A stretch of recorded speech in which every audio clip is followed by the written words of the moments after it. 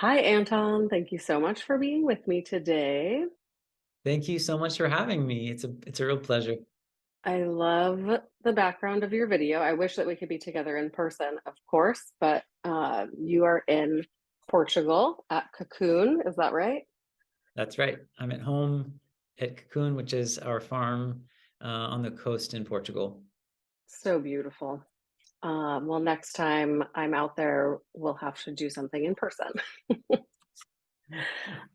So for me, when I started Compose Living, it was never just about home organization. It was always about how can I share sort of the tips and ways of living an organized life with people so that they can also find some space for simplicity or creating the lives that they wanted. And I was so clear in choosing Composed Living as the name of the company because I really wanted to create this image of like composed, I guess, has two meanings to me. One is sort of like the refinement of life, whereas the other one is more like a composition. And I love that duality of like you're specifically choosing pieces of things that you want to come into your life. Uh, and so that's kind of what it means to me. I would love to hear, like, when you hear this description, I guess what composed living means to you, or like how have you sort of built this into your life? It's actually really fun for me because I remember when you were building your brand however many years ago. And so I've had some years to consider um, what those words mean to me. Um, I guess I have a slightly different way of understanding. When I think of living a composed life, I think about there's a sense of wholeness. Like I when I hear composed, I think of something that's whole. And so for me, it's about the small daily things that I would do in my day that would make a life that feels in by some way whole. Um, I love that.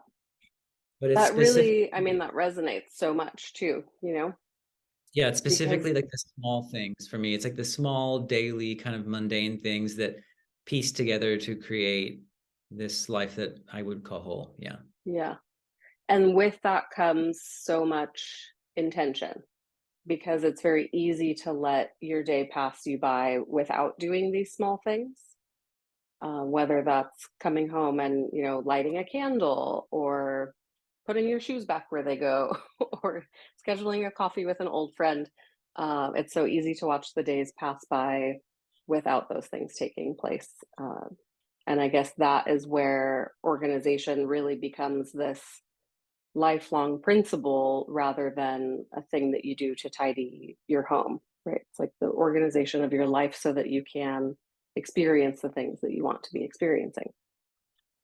I think, Yeah, I mean, what you do, what you're saying about organization being so much more than organization, it's something that it's probably something that we share, but it's definitely something that is yeah, really meaningful to me. Like to give you an example, for Cocoon, which is my business, which is a yoga center, and it's a farm and yoga center in Portugal. One of our like values for the way that all the staff live at Cocoon, the first value is that we make our beds each morning so nice. because it's like everything starts from there. Like I can't pull myself together and have some sense of clarity in my day if I haven't made my bed. Everything Yeah, starts with, and it's like the simplest task, but again, it's like these small little mundane tasks. But if we do 100 of them throughout the day and they become part of our lives, that's the structure which creates a life which is ultimately full of meaning. absolutely. Uh, yeah, I just laugh every time somebody's like, "Oh, I never make my bed. It's like such a I go, chore. You're just gonna sleep in it again." I'm like, there's such a different way of looking at that as like I'm setting myself up for the day. I'm also doing myself this beautiful favor of giving myself a beautiful bed to come back to sleep into in the evening. And for anyone who has to like walk past that space, it looks like pulled together and nice. But yeah, I'm Chad and I both make our beds like first thing we do, and sometimes he wakes up before me to go for a run, and he makes his half of the bed while I'm still sleeping in No, it. Yeah. no. Like, that's how ingrained it is into us. He's like, "I can't leave this bedroom unless, like, my pillow has been put back where it goes and Wow. the sheets are." It always cracks me up when I wake up and I'm like, "Hmm, nicely done, Chad, nicely done." You said a word, structure, like it creates this structure, the structure creates this opportunity for us. And I was just listening to a podcast yesterday and they used the phrase structure creates freedom. And I Yeah. thought it was so interesting and so beautiful. And I'm sure I've like had this awareness, but to have language that was so succinct, I just loved. And I immediately thought of you. And I thought the timing was divine that I was like listening to this yesterday and today we're filming. Uh, but I think you have done a remarkable job of using structure, the structure of like, how you organize your own life, your body, but also your businesses, all of these things, really your whole life, to create what from an outside perspective looks like absolute freedom. When I look at your life, it's like, oh, here's Anton traveling the world again. Just like he's in Bali, he's doing yoga, he's at the beach. Like it's all so free and wonderful. But I know that that comes from having, so much structure to support that being your life. Hey, thank you. Yeah, one of my friends, she always makes fun when she's talking about me to other people. She says that Anton broke out of the Matrix. Yeah. Um, Yes. um, but yeah, I mean, one of the ways that we talk about in my yoga community that we talk about that is we talk about that paradise is a walled-in garden, and it's saying the same thing in different ways, which is that yeah, there has to be an element of structure or boundary in order for us to thrive. And yeah, the older that I get, and especially in my work as a yoga teacher and as a husband and soon to be dad and all these things, I see that the more foundational structures that I create in my life, they serve for me and everyone in it to thrive. I That's mean, so it's simple wonderful. as in a yoga class. It's like if I have the four walls and the yoga mats are clean and it smells nice, and it's like those are like the basic foundational elements. It's like if everything, like the more boundaries that I have within that space, then people can relax into it. But it all Yeah, starts there. absolutely. I mean, I guess that's the same with what we at Composed Living are doing in people's homes. Same thing. It's, Yeah. yeah. I always tell people the clients that I enjoy working with the most are the ones who truly want to learn how to keep these changes going forward on their own. It's one of the things Chad teases me about because he's like, well, how often should your clients be booking with you and rebooking? And I was like, never. Hopefully once. Yeah. It's like, I mean, unless it's a new space in their house or, you know, uh, but that really is the goal. It's like I want to help people learn these foundational practices. And then the more you do them, the less you have to think about them, as with most things in life. And it just becomes a habit that's so built in. But then you have this freedom of not constantly worrying, like, what if a guest comes over, or my house isn't ready, or my kids can't find their stuff? Like all of these daily stresses that we really truly can do completely without just by creating this structure and maintaining it. Have How do you you ever had, go ahead. how do you get the buy-in from people so that it doesn't feel unattainable? Like I'm sure many people look at your life and they're like, well, of course everything is together. I mean, someone who doesn't Yeah. have that, Which how is do you? funny because I work really hard at it. Yeah, yeah. So that's such a good question. There are some people who I don't think are either they're not interested in learning about it, which is fine. Like it's just like one life philosophy. Not everybody needs to ascribe. Um, and then most often, this becomes very simple to get people to buy into when they realize that we're not organizing their home so that we feel good about it or so that it looks beautiful in an after photo. We're setting them up with systems that are going to be functional for their lives. So it's a very different system if you are living in a world where you have a live-in housekeeper and, you know, two helpers for childcare and somebody who's cooking all of your food and doing grocery shopping. That's such a different system for us to set up than a single mom with, you know, three kids under the age of 5. Yeah. And so we talk with them about what their individual struggles are, and then we try to come up with a solution that's going to work with them.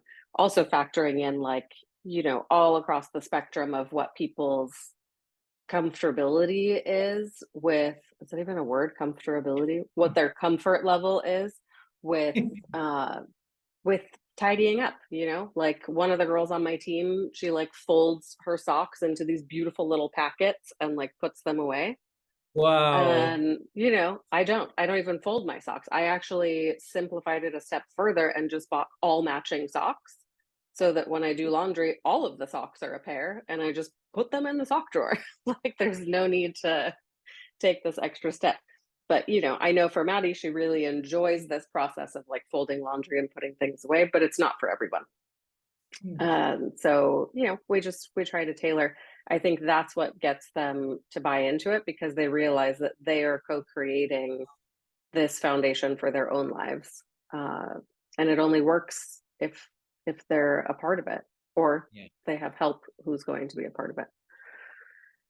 Uh, is there one word that you feel like you're focused on right now as either like a value or something you're trying to bring in more of or less of, like something that's kind of your mental focus that's a part of your everyday these days? Yes, yeah. So every year, Tony, my partner and I, we sit down before the start of the year, and we create a set of goals that are personal goals, and then also goals that we want to work on together. And then we also vision far into the future, like 10 years into the future. So we do that all the time. And so there's actually two words that are landing with me this year. One is community, and the other one is service. And it's fun for me because Ooh, those have never come up. And this year they came up crystal clear. Like every single thing that I put on my list of things that I wanted to explore this year was could be encapsulated by either the words community or service. wow. Um, yeah. Where, well, first, I think it's very interesting because these things do and should evolve, I think. And, you know, I do the values deck, which I think we've done together. You've done a different iteration of that same project where you sort of fine tune your core values. And I take a photo of it each time I do it, and I do it maybe every 6 months. And it's always a little bit different, you know? Yes. And Yeah. so I've kind of started learning like there are some things that you focus on in life because it's what your soul is craving in that moment, or it's something that feels like it's missing, or something that feels very important. And then once we sort of have that ingrained, we shift a little bit onto something that's a new direction for us. So I love these two words, community and service. Have you already experienced like what this looks like in your life, or is it something you're still sort of working to bring in more of? Yeah, so I can articulate more. So I don't know if you're familiar with the Joseph Campbell, The Hero's Journey. It's Hmm. basically like an archetypal framework for any journey that someone goes on in someone's life. Um, and so if when I look at my life over the past decade or so, I mean, I'm 40 now, so from the time that I started teaching yoga, which was just over a decade ago, when I started, I was in Asia, and when I started teaching, no one would come to my classes. Zero people would come to my classes. I had to beg to get on the schedule anywhere. And when I ultimately wanted to move back to America, I didn't have enough money to buy a flight home. I had to borrow money.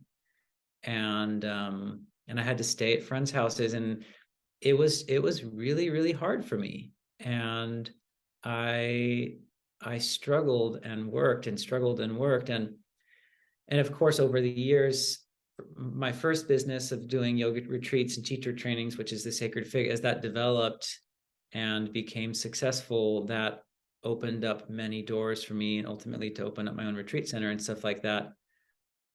And there was something that happened for me where when I turned 40 this year, it was such a chance for me to reflect back, and my life has radically transformed over the past decade. And this practice, which means the world to me, this yoga practice, which has brought me to my husband, it's been incredibly generous for me to be able to live a life of my dreams and move through the world freely. It's given me so much. And that's not at all the purpose or intention of yoga or my yoga. It happened, and I'm really thankful for the abundance, but ultimately that's not where the practice ends for me. And so now I'm at this point where I feel financially secure. I'm doing what I love. I love sharing my practice with students around the world, but I want to find a way to give back that does not funnel, that's not just about me making money. I mean, I Yeah. love the teacher trainings that I do, and I'm really proud of them, and I love hosting retreats, and I love my retreat center. It's an incredible life. And there's a piece of me that says the ultimate, the return in the hero's journey, the hero must come back with gifts. That's how the hero's journey ends. It's not Wow. like they learned all this stuff and then they kept it to themselves. Like, the Yeah. hero's journey ends when they return back with gifts. And so now I'm like, I have to give my gifts. Like, Yeah. I'm a wonderful yoga teacher. I go around the world teaching. There are communities that I could serve in a way, and so there's this yearning for service which is coming out of me now, and I'm just now placing myself in the center of it. Like, how do I want to, you know, to work with this? Yeah. Oh, that's so beautifully said. And I can see the excitement in your face as you talk about it. And what a great visual to have the hero returning with gifts. That's so nice. I Yeah. actually pulled up my phone this morning. I have this new habit, which I'm going to do a mini podcast episode on to give people the whole scoop. But every day I pull up my photos as I'm having my coffee and I type in today's date and look at all the photos that I've taken on today's date over the years. And you popped up on my phone from today's date in 2017. And I had Hey, just been appointed as a court appointed special advocate, a CASA for foster youth. And you were there at my graduation dinner. amazing. So cool. It's like, what fun timing. Yeah. But I yeah, remember as a that. side note, that's a great way to go through and delete all of your bad photos so that they don't just end up taking up all your time and it's not overwhelming. And it's fun to see everything that has happened. This time Service of year is so fun. What? service for you. That's interesting, talking about CASA and the work that you do, because that has for many years played a huge role in your life. Yeah, it really has. And it's so funny. People always ask me why I've chosen foster youth to work with. Like, what's the connection? Were you in foster care? Absolutely not. It was, we had a wonderful childhood and two parents and it was great. But I think I've always had such a soft spot in my heart for anyone really who doesn't have somebody to care for them or who feels vulnerable in that way. And I think a lot of times when we think about the foster youth in this country, we think that like they've done something wrong to end up there, as opposed to something has gone wrong with the adults in their life that has resulted in them being in this situation. And it's a huge struggle for me personally. Like, there's times where I get so overwhelmed by the amount of emotion that it takes to really advocate for the youth. And then there are times when you can, it's most of the time when you're looking back in hindsight, like, okay, we actually were able to do something significant to help this child and put them on a better path forward. So yeah, the case I have right now, I've been working with this child for 2 years. Uh, yeah, service is not always easy. I think I'll say that. I think it always feels rewarding, but it doesn't always feel easy. And I'm so thankful that I have the energy and the stamina to continue doing that. Mm. Mm. You, if Um, you haven't yet, you have to read Gabor Mate's book, The Myth of Normal. I forget if I I told you just about ordered it. it. Yeah, You it did. arrived. Yeah, like 2 weeks ago. Okay. I'm a I'm so huge fan excited. of, been a huge fan of his for many years. And then this book has really stepped up my appreciation for him. I love it so much that I just now have included it as required reading for our advanced trainings.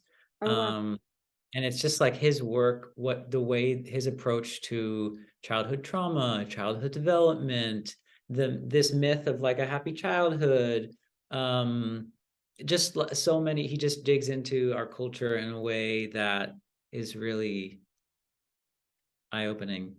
I'm excited to read it. Yeah. Uh, I love buying books. This is like my one weakness in life. It's collecting books. Beware if you're buying Um, it in print because it's very it's thick. It's no joke. Yeah, massive.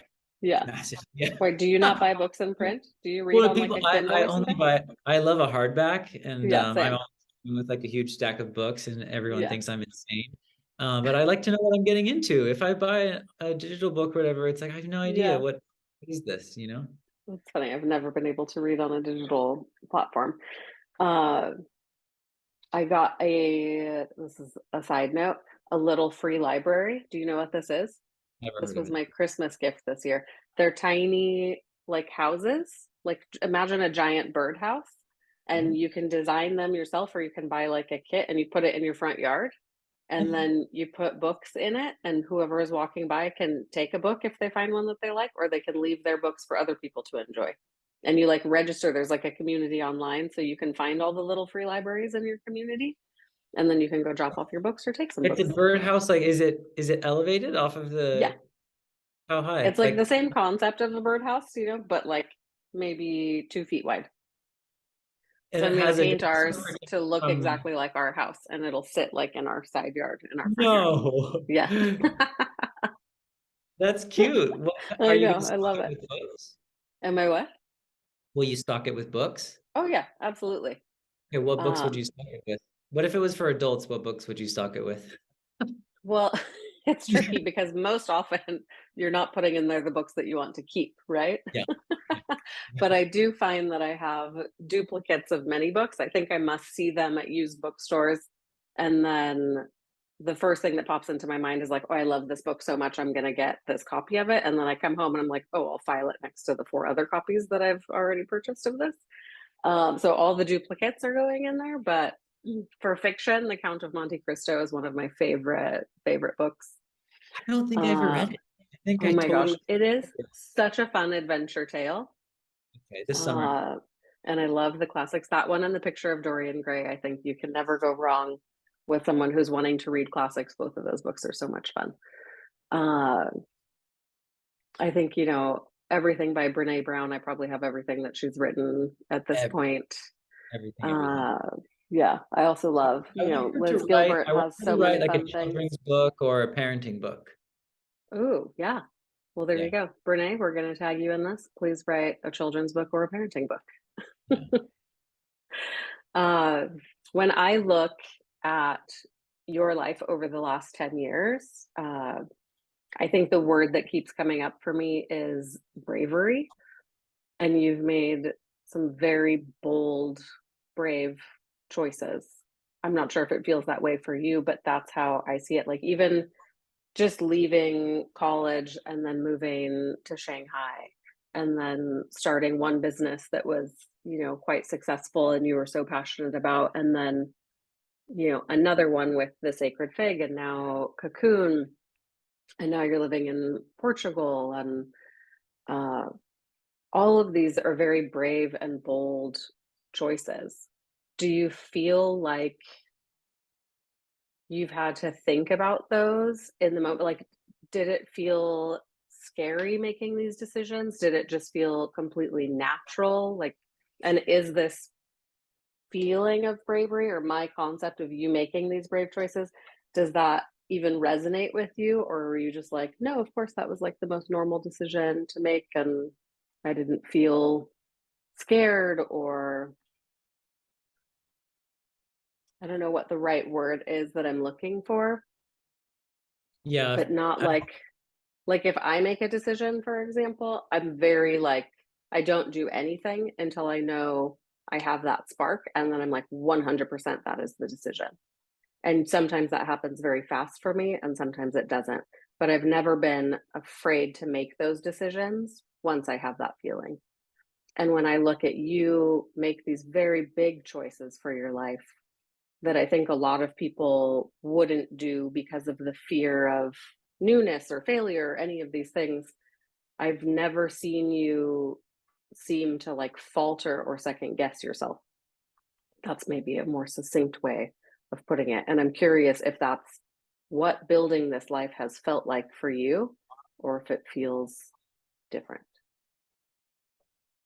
I think it's always funny to look back on one's life because like it's so easy to be like, oh, there's the arc of their life and it was like this. And it's kind of like, and I often will speak to people in these grand terms to simplify what happened because people don't want to hear the whole story, you know?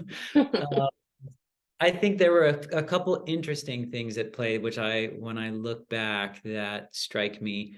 Um, One is that at the time that I was graduating from college, as a gay man, the landscape of what I was allowed to do was quite different than it is now.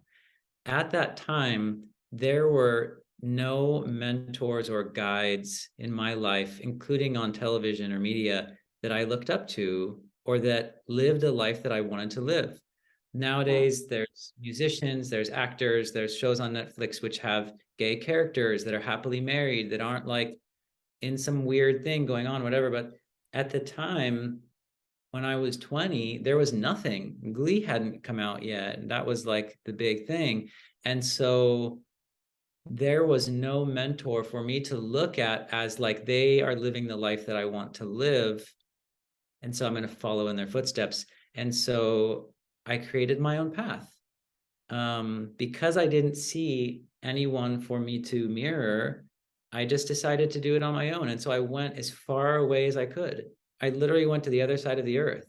Yeah. And I kept doing it. And I kept recreating myself and recreating the new versions of myself, trying things on to see what would stick.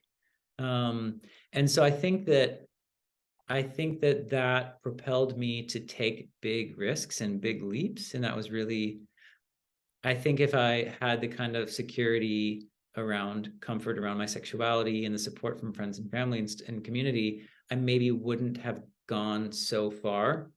I mean, I lived in Shanghai, I lived in Bali, I lived in Spain, I moved to Greece. I was like going all Yeah. over. And with that, trying on new careers. But then the other thing, which is kind of like the counterbalance to that, is that I did have quite a bit of support, like from our family. I do come from a place of privilege. I have an American passport. Our family was an upper middle class family. They put me through college. I mean, we weren't crazy wealthy, but there was always enough. And so there was something deep down inside of me that I knew that if I fell, that they would catch me. And that, I think, the combination of the risk of having to go because of my sexuality in a culture which didn't really accept me at that time, and also the support, the kind of the support structure of Yeah. family, those two really allowed me to go far. Um, Wow. and it's like it's interesting because it's like now when especially when I tell students about like you can do it, you can become a yoga teacher, like, and I'm cheerleading them, but like they look at me and they're like, well, how did you get there? It's like, how do I own a retreat center or whatever? And I have to remind them, I'm like, when I was teaching in New York, I was working as a waiter and like I was I was hustling my butt off. Like I was working as a waiter 5 or 6 days a week, trying to teach a class or two in New York, riding my bicycle, not taking the subway. So it's like, in between all those risks was like an incredible amount of just like grunt work and hustle, um, in order to get here. Yeah, that I mean, resonates a lot. And thank you for sharing that part of that sort of origin story.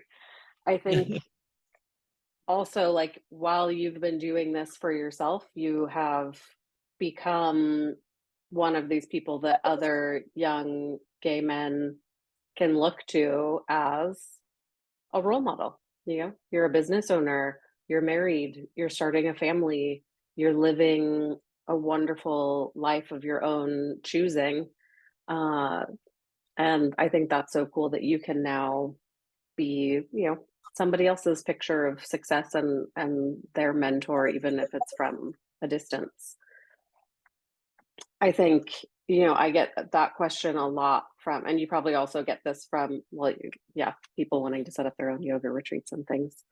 But I'll have young women come and ask me, how do I become a professional organizer? Like, how do I do this? Like they want you to sort of create a to-do list for them and just hand it over.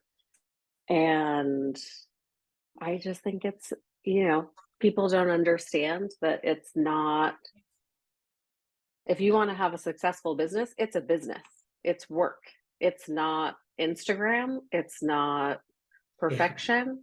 Organizing is not just like styling a bookshelf. Sometimes it's a gross garage that has spiders and like snakes.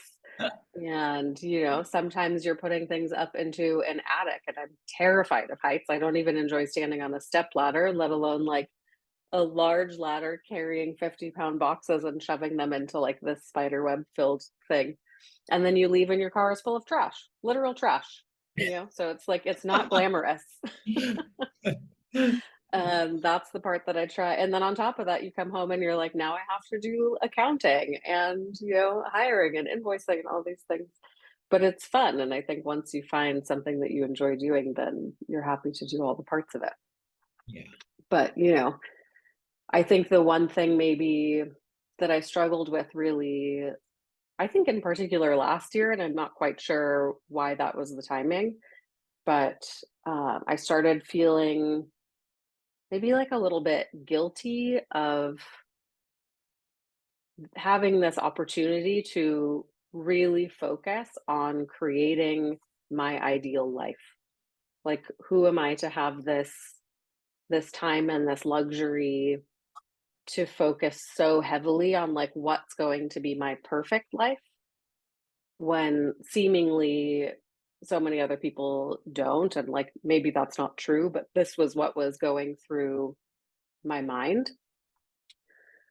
And it was probably the biggest challenge that I've faced in the last 25 years. It came in between me and my business, it came in between me and my husband. It was like this sort of cloud that fell over everything because I was pulled so heavily between wanting so badly to take this leap and really truly enjoy my life, every part of it, and feeling like I'm not capable of doing that, or I'm not like deserving of having just pure joy. And it was a very interesting and super freaking challenging year. And now I don't remember why I brought that Where up. where did it where did it land? I think I've landed with this feeling of like all humans deserve to experience joy, and all humans are worthy, period.